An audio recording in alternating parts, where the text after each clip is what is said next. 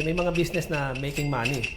Pero pag kinompute mo na yung gross income niya versus net, parang wala. Kasi hindi kasi yun usapan ng kung gaano kalaki yung kinikita ng kumpanya eh. Dapat gaano ba kalaki yung profit mo.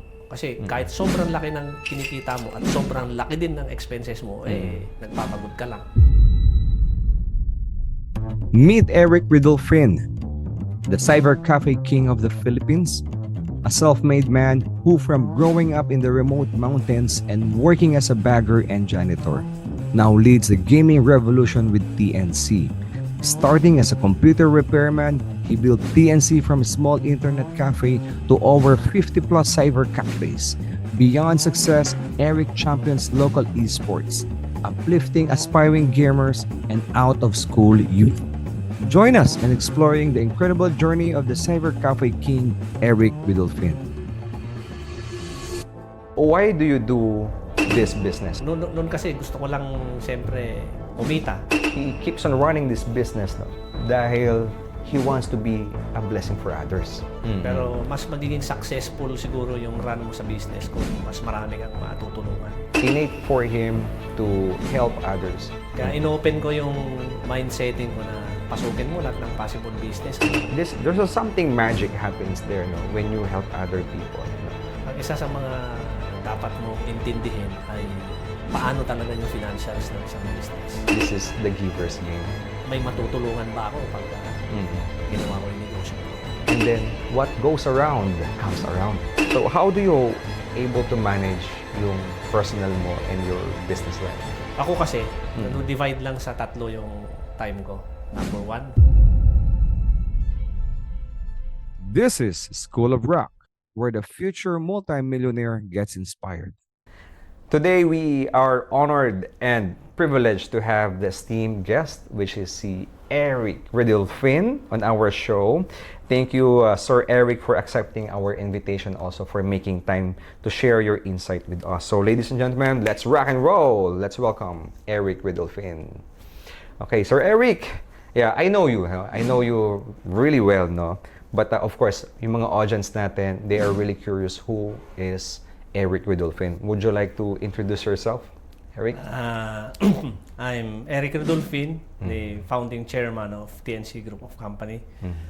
Sa mga hindi pa nakakakilala sa akin at saka yung may alam na sa akin, ako ay tubong Nueva Vizcaya. I came from Kongkong, Kasibu, Nueva Vizcaya. Medyo malayo sa kabihasnan yan.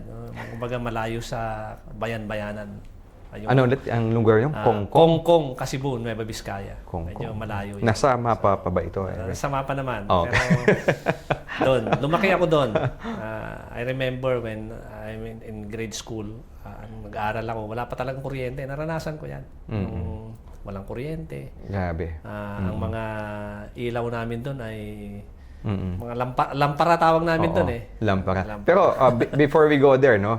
It's really interesting. So, what are the businesses that you have right now? Ngayon kasi, nag-start ako mag-business kasi sa computer repair shop. So, sa ngayon, medyo may multiple businesses na tayo. Cyber cafe, F&B, may digital marketing tayo, may production. May mga ibang Wow. Almost the entire ecosystem, no? Kompleto ka na. Yes. Oo. Kasi kailangan natin yun eh. Hindi tayo pwede mag-stick sa isang business lang. Galing. So, it's really interesting, no? Ladies and gentlemen, if you don't know about TNC, maybe I could help you introduce pa what is TNC. TNC is one of the pioneering company who introduced e-sports po sa Philippines. Tama po ba ako, sir? Yes, tama. Oo. So, sir, maybe you could expound more about the esports, no? Esports scenario dito sa Philippines nung nagsisimula kayo. Actually, nang start kami ng esports sa Pilipinas, may mga org na rin talaga na nag-introduce. Yun yung ka-head-to-head competitor natin. Pero siyempre nakita namin yung paano namin tutulungan yung industriya. Nung panahon na yun, pagka naglalaro ka sa computer shop, bad influence ang taang sa'yo. Lalo magulang mo, naglalaro nakikita yung mga anak nila, naglalaro sa computer shop. Oo. So, yun yung generation natin, na nilabanan namin. Kasi like, siyempre cyber cafe yung business ko. So madalas na tatayuan namin dyan, tabi ng school. So madalas nare-reklamo. So nire-reklamo ng magulang. Madalas din akong nakikipag-usap sa mga LGUs kasi para i-explain sa kanila na ano ba talaga yung cyber cafe na gusto naming i-push. Kasi napag-iiwanan ng Pilipinas dahil sa ibang bansa naman e-sports medyo talagang karir. Nung time na pumasok ako sa industriya ng e-sports, talagang medyo kailangan mo makipag-battle sa mga parents, teachers, gano'n, sa LGU. So hindi lang sa games kayo nakikipag-battle, no? Even sa parents nakikipag-battle din kayo. Kasi hindi nila maintindihan. Pagka nasa computer shop ka, bulakbul ka talaga. Yun ang mindset kasi noon eh. Oo. Saka gaming, akala nila gaming, sugal. Oo. Gaming eh. Kaya pinalitan namin yung gaming sa esports. Hanggat maaari, nag-usap-usap yung mga stakeholder ng industriya. Palitan natin yung gaming, gawin natin esports. Ayun. So, umabot sa ilang cyber cafe kayo, Sir Eric? Gano'ng kadaming cyber cafe yung na-reach nyo, na branches? Before pandemic, nasa 160 kami eh. Wow, 160 branches. So, nationwide to. Nationwide, yes. So, wow. So, antindi ng portfolio ni Sir Eric Ridolfin, no? So, 160 plus branches before pandemic. Yeah, before pandemic. And then he has his own production house, digital marketing, events team, digital printing, almost a computer repair shop, computer suppliers din. So the entire ecosystem no na kailangan nyo for the technology, I think no nagawa na ni Sir Eric no yung mga business na yon. Okay, before we continue on that success story, I think I'm curious. Of course, our audience is curious as well. No, who was Eric before? Sabi mo, galing ka sa Nueva Vizcaya? Yes, oo. Oo. Anong? Kongkong? Kongkong, Kasibu, Nueva Vizcaya. Oo. Shout out yung mga taga Nueva Vizcaya dyan. Baka hindi nakakaalam dahil matagal lang ito umuwi. Galing ako dyan sa Kongkong, Kasibu. Liblib kasi ang lugar na yan. Ngayon, medyo simento na yung kalsada. Pero noon hindi. Nilalakad ko nga yan dati. So, Until when kayo nasa Kongkong? siguro 1983. So, Ilang taon kayo nun? From mula bata ako hanggang mag-high school. Kasi nung high school ako, pumunta akong Bambang naman, Vizcaya. Then yung college, maraming di ka nakakaalam kasi na kaya ako napadpad ng Manila, pumasok akong sundalo. Oo, pumasok akong sundalo. Pero hindi natuloy. Kasi nung nandito na ako sa Fort Bonifacio, dinalaw ko yung tita ko, kapatid ng nanay ko. Sabi niya, huwag kang pumasok dyan, mamamatay ka dyan, bata-bata ka. Tulungan kita mag-aral. Oo. So yun, siyempre, pagkagaling kang probinsya, wala namang, yung teacher ko kasi, yung mother ko kasi teacher eh. Yung father ko, farmer. Di naman ganun kalaki yung sinasaka nilang lupa. Just enough para masustain yung basic living ng mga tao doon. So, yun, nag-aaral ako dito, tech vocational. Vocational. Yeah, vocational. Ibig sabihin ng vocation, 2 years, no? 2 years. 2 years, oo. Computer technician. Okay. Tapos, na-stop uli ako for 1 year. Hindi ko pa alam kung anong tutunguhin ko eh. Oo. Tapos, nabigyan ako ng opportunity para mag-aral uli ng engineering, scholarship. Nice. Nabigyan ako scholarship sa TIP. So, working student din ako. Okay. Working student. So, anong ginagawa nyo while you were studying? Student assistant ako ng school. Kasi, siyempre, scholar ka nila. Tatrabaho ka doon, bigyan ka allowance, gano'n. Malaking tulong yon. Tapos, nag-work din ako as bagger, janitor sa mga Rustan. Wow, janitor. Janitor din ako sa Rustan. Barker, yung sabi mo, nag-barker ka din? Hindi, bagger. Bagger. Bagger. Kasi nung time na yun, ang bagger, maganda kita eh. Wait, saan nga ba ulit yung Rustan? Sorry. Sa Rustan ako, Harrison Plaza before. Sa Manila? Yeah, Manila. Manila. So, janitor and bagger. Naranasan ko yan. Tapos nung medyo natuto na ako sa... kasi computer engineering yung... electronic and communication engineering course ko, ACE. Pero naging student assistant ako ng computer department. Eh, makalikot ako noon eh. So, nagre-repair ng shop ng mga computer. Tapos, pinag-aralan ko din yung mga Corel Draw, PageMaker, mga ganyan. So, isa sa mga naging sideline ko sa Recto. Recto University. Recto University. Yeah, Okay. Recto To University. clarify lang sa everyone, no, Recto University, ito yung panahon pa noon na nag-alter no ng diploma, ng class records just to show their parents na pumasa sila, and then also yung mga nag-a-apply for job, no, doon na ginagawa. Anyway, continuing. Ayan. Gumagawa ako ng mga kung ano yung mga pinapa-edit sa akin, ganyan. Pero Computer na gamit mo nun? computer na gamit ko. Pero yun kasi sina-sideline ko yun dahil naging computer instructor din ako ng Access Computer Colleges eh. So, nag-aaral ako at the same time, part-time instructor ako ng Access. Okay. To clarify lang, no, yung janitor mo sa Isitan, sa Rustans, tama? Rustans. During kwan yun, Oo. during College ka nito lahat, Techbook no? ako noon. Oo. Techbook. Oo. Techbo is... Technical Vocational School. Techbo. Okay. Oo. Nandun ako. Nung pumasok ako sa engineering, Mhm. naging student assistants. Okay. Nag-third year na ako, fourth year na ako, natuto na ako. So medyo, siyempre, level up. Hindi ko na pinasok yung mga yon. Andun na ako dun sa nag-edit, gano'n. Kasi bihira lang noon ang mga graphic artist before.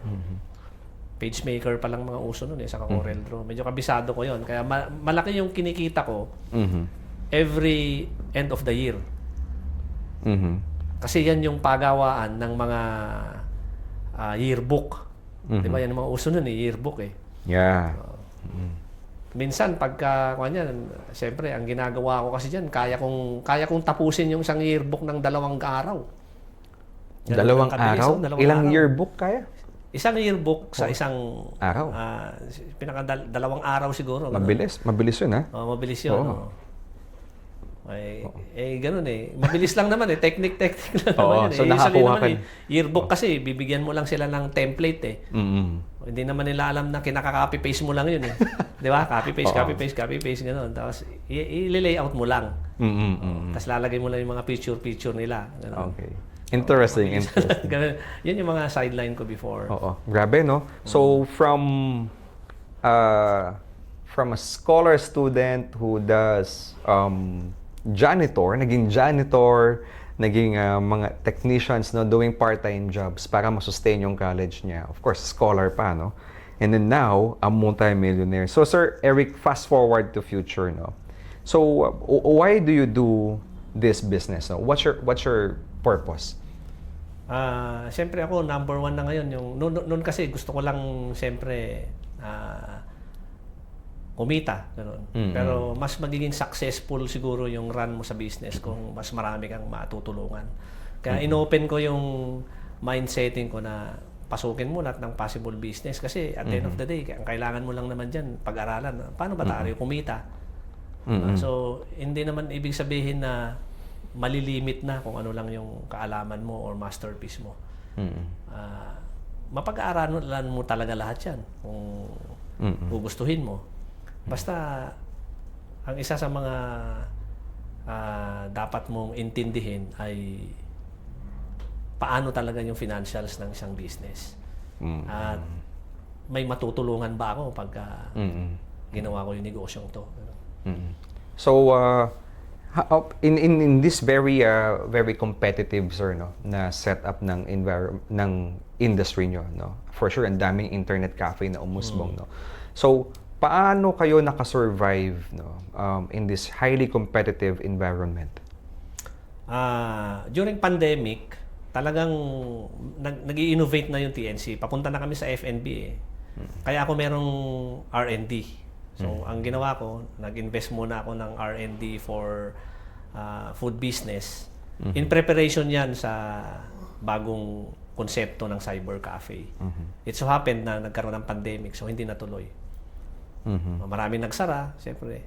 Yung financials, medyo kailangan talinuhan mo kung paano mo gagamitin yung financials mo. Pero dapat hindi ka matakot na sumugal ulit. Itong nagkaroon na ng chances na pwede magbukas ulit, in-explore namin na ibahin uli yung cyber cafe. Ito nga, in-include ko na yung sa study hub. Kasi nakikita ko, nag-iba na rin yung community ng gamers eh. So pag-aaralan mo talaga sila. Hindi katulad before, talagang paramihan ng computer. Hindi na ngayon, natuto na yung mga bata eh. Yung mga customer namin noon, wala na sila ngayon. It's either graduate na, so bagong generation. Pag-aaralan mo kung ano yung generation, ano ba yung in sa kanila. So tinanay namin to, study hub. So malalaman natin kung ano magiging result. Ganun talaga eh. Pero lately, no, nag-open kayo ng, Yes, yung latest innovation nyo for the TNC, which is yung study hub sa branch po ng Moraita, right? Yes, Moraita. So, yeah guys, you have to catch that branch, no, sa TNC Moraita. Makikita nyo yung innovation na ginawa nila. So, bakit mo naisip magkaroon ng study hub, sir? Marami na kasing kabataan ngayon sa mga estudyante na gusto nila yung sila, tahimik na lugar. So, tinry natin na maglagay doon. Pero tingin ko okay naman. Kasi especially sa cyber cafe, minsan bakit mo pagsasamahin yung cyber cafe? Dapat lang pagsamahin kasi hindi dapat di aral-aral. Dapat nag-aaral ka at the same time, pwede ka mag-relax. So, kung pagod na ka ng mag-aral, may computer para mag-relax. I like your tagline. May tagline ako nabasa doon eh. Ano yun? We're learning meets fun. Yes. So, magko-complement yung dalawa eh. Kasi puro ka computer, pinapakita ko doon sa kabilang face ng cyber ng business, uy, mag-aral ka naman. O kaya yun. Kumbaga, hindi lahat laro. Tapos yung mga nag-aaral doon, hindi naman lahat aral. Bigyan mo din yung sarili mo na may fun. Kasi maiksi lang buhay, Rock. Kailangan kahit paano, kahit anong age mo, hindi mo alam kung kailan ka kukunin ni Lord. Amen. So, kahit bata ka pa, estudyante ka pa, nire-relax mo yung sarili mo paminsan-minsan. Hindi 100% nakalugmok ka sa pag-aaral mo. Baka pwede mong explore na i-relax mo naman yung sarili mo. Hindi ka naman true gaming, pero kahit anong bagay na pwede mong i-relax yung sarili mo. Ganon din yung mga naglalaro. Hindi naman po pwedeng lagi ka lang naglalaro. Kasi kung ano yung ginagawa mo ngayon, yun yung future mo. Di ba? So really connected, no? From what you're doing right now is really connected to the future, no?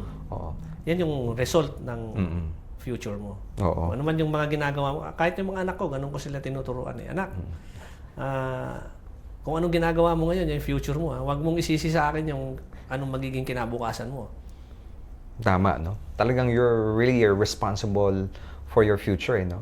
So, dapat bata pa lang, may discipline na siya eh. So, kahit na there's gaming and there's a study hub, no? It's up to you, no? Kung anong gusto mo, no? Maganda actually yung ginagawa mo ngayon eh. Kasi most of the computer shops right now, or, di ba, yung mga bata naglalaro and then they have that kind of game, parang they earn a lot na eh, no? They earn a lot eh. I heard a lot of e-gamers who really made a lot of fortune eh. No? Now, on the other side of that, merong study hub which where you can focus. Of course, kailangan mo tapusin muna yung homework mo, no? Bago ka maglaro. Now, it's a really good excuse, no? Kung if you're going to kid aside on that, meron ka na excuse sa magulang mo, I'll just go to the study hub ng TNC. Pag sinabi nilang, computer game yun, di ba? Hindi po, may study hub na po doon. Sa kung kailangan kong mag-relax, kasi di ba, parang kwan din yan eh, parang sa work, kunyari nag-work ka na. Di ba, minsan kailangan mong mag-unwind, tawag natin doon. O doon, tabi mo na mismo, wag ka na lumayo. Totoo, galing, no? So, this is really, for me, no, a game changer. Kasi, ang daming lumalabas nowadays na co-working space. Pero yung ginawa mong strategy is, it's like a co-working space, pero sa mga estudyante. Yes, sa mga estudyante. Galing. So, they just sit around or find their comfortable place at doon sila nag-aaral. Galing. No? It's really innovative yung idea, no? So, in running this business, for sure, ilang years na kayo, sir, nag-run ng business? Nag-start ako mag-business kung from the beginning, 1999 ako nag-start ng business. Pero siyempre yun ay startup company. Startup. Startup company. Oo. So, during those numbers of years, ano yung pinaka difficult times na na-experience niyo doon? Number one, siyempre, financials. Kasi nag-start ako mag-business, hindi naman ako ganun ka-liquid eh. Hindi ka, parang kumbaga, bawal magkamali. Pero, bawal din ang hindi mag-start. Di ba? Hirap, no? Oo. Hindi mo lang sa kalulugar ka eh. Gagalingan mo kung paano mo gagamitin yung konting pera. Oo. So, sa'yo, lumalabas talaga, no, is really managing the cash flow is really important. Yes, so tama. So, why is that so, no? Why do they need to study hard on the cash flow? Dalawang bagay kasi yung nakita ko sa business, on my experience. So, syempre, kung startup company ka, medyo talagang gagalingan mo kung paano mo gamitin yung finances mo. Kasi pag nagkamali ka at wala ka na makukuhanan, that's it. Balik ka uli sa pagiging employee. Lahat ng mga possible na kaya mong eliminate mo yon hanggang makapag-ipon ka ng gagastusin mo for a bigger picture ng business. Pero pag andong ka na sa alam mo na, hindi ka na rin siyempre matatakot maggastos. Kasi alam mo na eh. Alam mo na yung takbo ng negosyo. Kahit anong pang negosyo naman pasukin mo, kahit hindi mo yun porte, madali lang naman intindihin yun eh. Kailangan mo lang maintindihan yung financials. For example, may nagpe-present sa akin ng bagong business. Hindi ko naman linya. Inaalam ko yung financials. Diba? Okay. Galing, no? Financials. Financials. So, paano ba tayo kikita? Parang gano'n, no? Ano ba expenses? Parang gano'n. So, how can you consider if this business is doing good or not? No? In terms of monetization, kapag malakas ba yung expenses niya or kumikita ba siya? Kasi mayroong ibang kumikita, wala namang kita, di ba? Kasi sabihin natin, this is making a lot of money. Pero pag check doon sa book, bakit parang break-even tayo, no? So, how do you decide, no, for a business to go or no go? Kasi may mga businesses na parang sabihin natin, I've been running this for 5 years. Binubuhay ko na lang to kasi ito yung first love ko, ito yung first business ko, this is my baby, no? Pero tutuusin, hindi talaga siya kumikita, no? So how do you deal with that? How will you able to decide na okay, stop na natin to. Let's think of another business.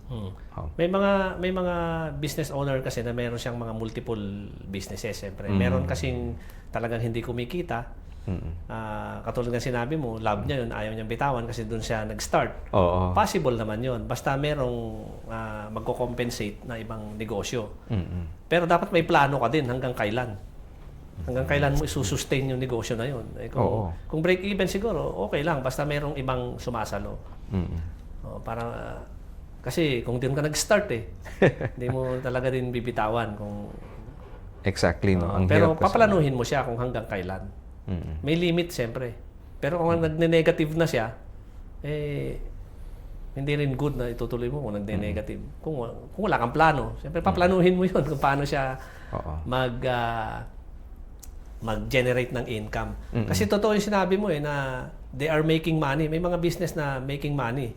Pero pag kinumpute mo na yung gross income niya versus net ay parang wala.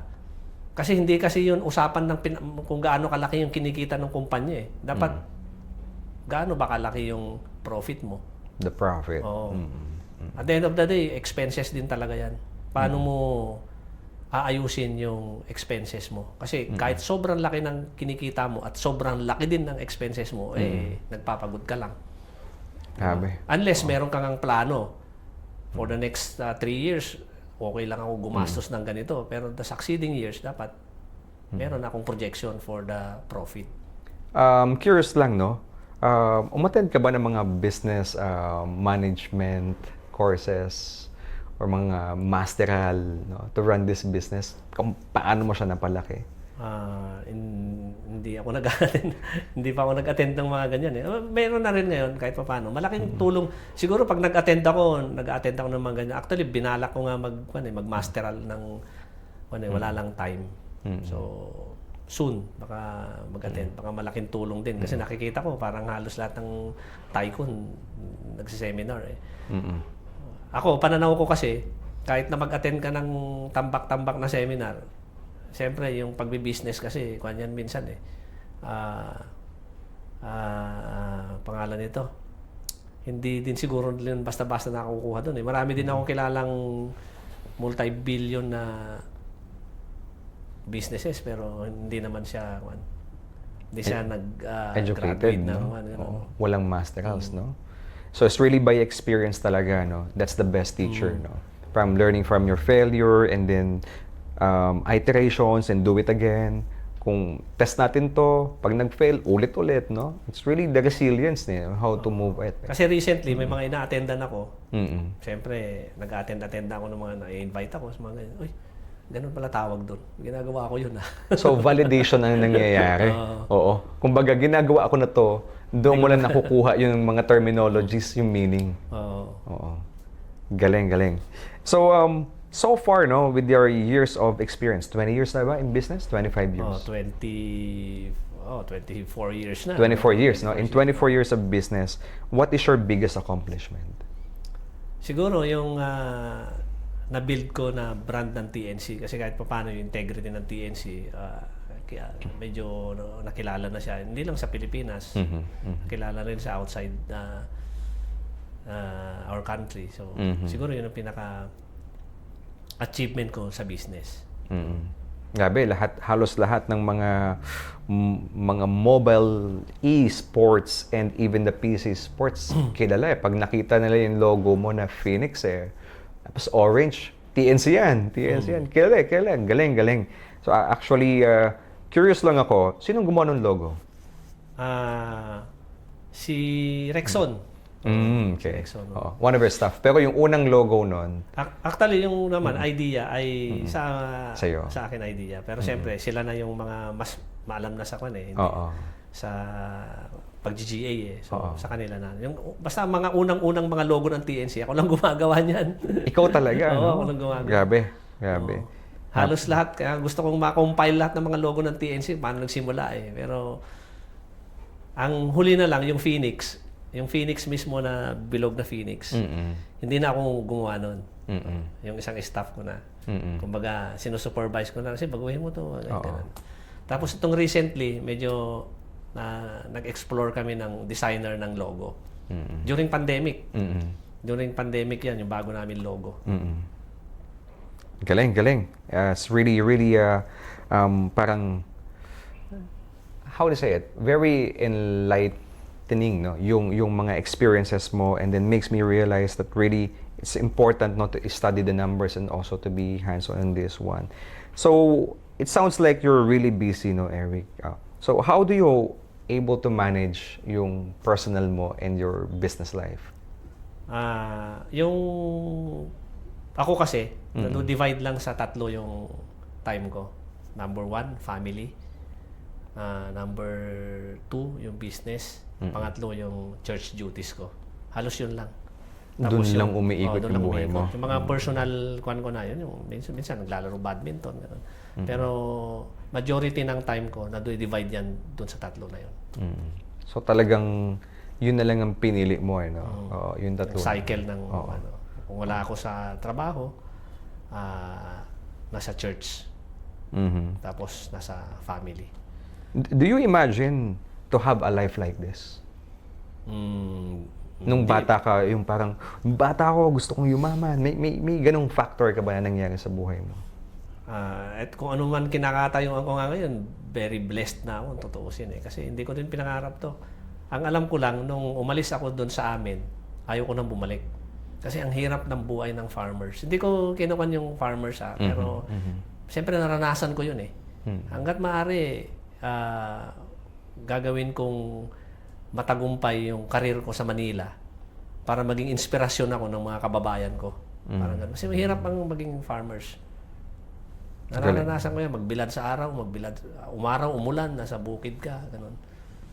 Pero, siyempre, kudos sa kanila kasi kung walang mga farmers, wala tayong kakainin. Diba?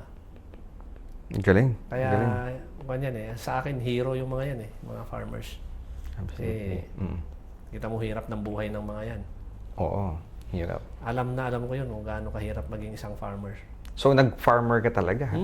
Lahat Grabe. ng ano yan. Yun nga as you mentioned, naging farmer ka, naging janitor ka, student aid, Rector University, no? Parang halos lahat ng mga difficult and impossible jobs, no, sinuot mo, no? Oh, and then I think this is really help you to become who you are right now.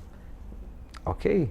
So thank you so much, Eric, for sharing your very insightful and also your wisdom, no? And I hope yung mga audience natin got a lot of takeaways on this one. So let me share my diamond.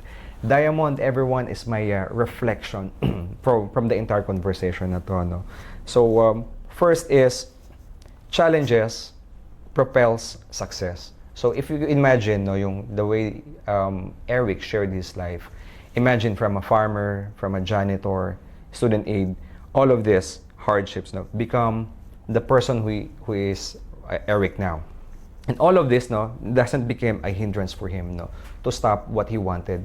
Ang ginawa niya, really keep pushing forward kasi pag hindi siya nag-push forward, nakita niya, no, you're gonna go back, no, from a life like this. Kaya sabi niya, no, I don't want to go back to this life anymore. So talagang push forward siya. Another one I can see you in this one is your ability to adapt, no? So that's one diamond na nakita ko, yung adaptability. It's really nice, no?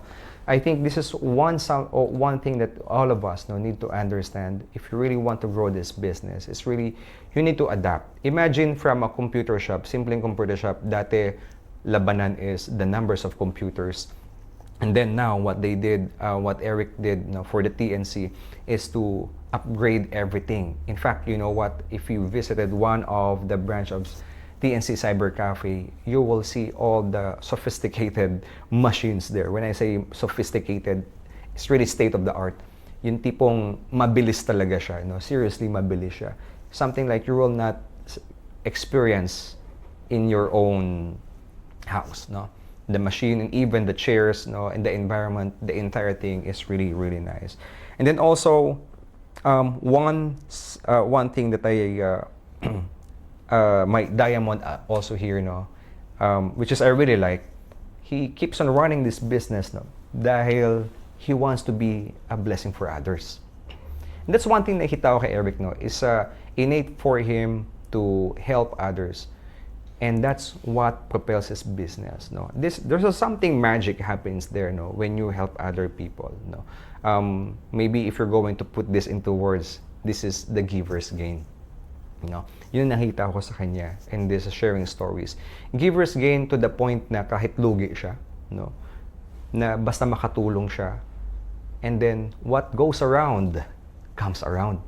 So he helped a lot of people, and this universe, no, sabihin natin, yeah, this universe goes back tenfolds, and that's the blessing. If you heard, no, he only spends his life in these three things, no, his family, his business, and also church, and that's why he's really, really blessed.